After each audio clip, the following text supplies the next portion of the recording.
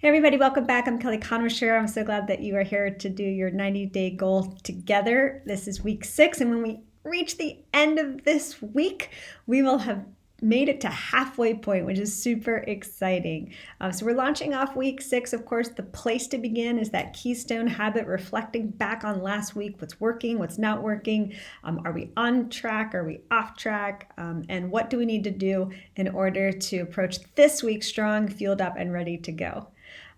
This week, we're going to be focusing on what it looks like to be successful. So that's kind of what we're asking ourselves at this point. We're about halfway through. And are we able to say, yes, this is successful? And in our lives, what do we mean when we say success? How do we define success? And how do we know if we are through our 90-day goal and through the rest of our lives and our now rhythms and our beyond the horizon, a vision for ourselves? Are we being successful? Now, this word success has a lot of different meanings in our culture. It can mean money, it can mean titles, it can mean accomplishments, awards, and all sorts of things. And certainly those are things that can be a blessing to us and can indicate that the efforts we've spent are paying off. But we look at the Christian life and as our followers of Jesus, we also want to think biblically. What is a biblical worldview or biblical view of success? And I want to offer to you a Younique that we look at that in terms of the posture that we have towards the Lord at any time in our lives, whether things are going great or whether they are in a particularly challenging or difficult season. This view comes from looking at the life of David particularly, but the whole prayer book of the Bible, the Psalms. John Calvin calls it the anatomy of our soul, the Psalms, because it is so rich in different experiences and expressions of how we're feeling. You'll see David talking about great victories and feeling the joy and the accomplishment and bringing those to God. Praise you, God. We sing your praises.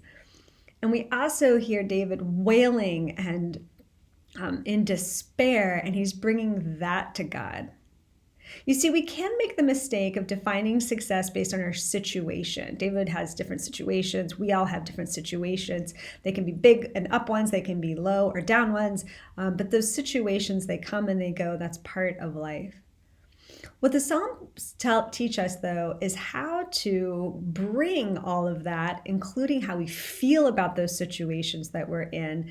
How do we continually have a posture of bringing that to the Lord and to communing with Him, regardless of those situations? In other words, the Psalms teach us how to pray. They teach us how to be in relationship with God in such a way that we start to understand His provision and we start to receive His word and direction and presence in our lives. And we're going to talk about that as being a way to measure quote unquote success, that we're going to talk about success being, and am I able to express to God how I'm really feeling, not like putting a Band-Aid over, yes, God, everything's great, when I'm really inside, I'm just torn up. No, we're talking about success being that I am with God, communing with God through all of it. All of it. So right now you might be feeling great. Your 90-day goal is going wonderfully. You're seeing the fruit of this effort. You might be thinking this is the worst, or I'm struggling, or I don't know how I'm going to get through something that's going on in my life right now. Well, whether that is a high or a low or somewhere in between, success is, are you walking with God through it? Are you inviting Him into it? Even if it's just wailing and screaming and sharing frustration with God, it could be a season of God working a good work in us that doesn't always feel super good, but being with God, hearing from Him, bringing all this to God, that is success. We're going to talk about it this week by looking at the Psalms and the way in which you can measure, are you living on mission? And are you bringing all of that glory to God while you serve others and live your great life? So welcome to week 6. I'm excited to do this together as we redefine success and look at the Psalms together this week. So great. Glad we're going to 90-day goal together this week. I look forward to it, and I will see you soon. Kelly at futurechurch.co.